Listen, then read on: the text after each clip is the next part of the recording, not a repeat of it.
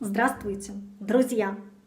Космос всегда был очень популярной темой для обсуждения в любой стране из-за того, что он изучен не до конца и очень загадочен. Нет никаких очевидных доказательств того, что внеземная жизнь может быть на других планетах, но некоторые люди уверены, что они уже имели контакты с инопланетянами. Меня зовут Татьяна, и сегодня мы поговорим про очередной праздник День космонавтики. Он отмечается 12 апреля и не является официальным выходным.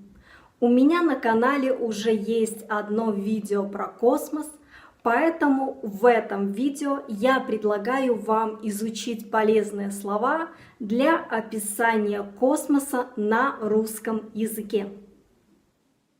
Планета, Солнечная система, Луна, Земля, Солнце, Венера, Юпитер, Нептун, Сатурн, Меркурий, Марс, Плутон, Уран.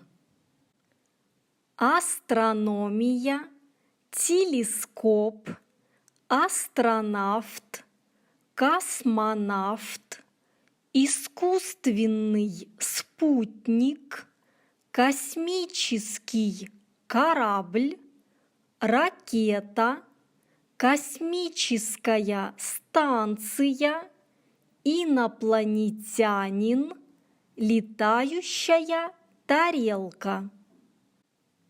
НЛО – неопознанный летающий объект.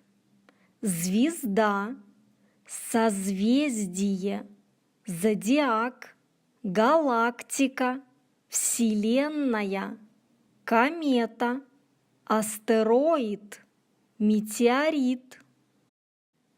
Падающая звезда, Млечный Путь, Большая Медведица, Малая Медведица, черная дыра, туманность Андромеды, орбита, солнечное затмение, лунное затмение, открытый космос. Гравитация, притяжение, состояние невесомости, световой год, небесные тела, полнолуние, новолуние, старая луна. Людей всегда интересовала тема космоса. Некоторые люди верят во внеземные цивилизации. Другие просто любят смотреть на ночное небо и звезды. Космос является одной из главных тем в литературе, киноиндустрии и даже в музыке. А напоследок анекдот. Почему русские берут с собой в космос американцев? Надо, чтобы во время посадки был хоть кто-нибудь трезвый. Спасибо, что посмотрели это видео. Пока!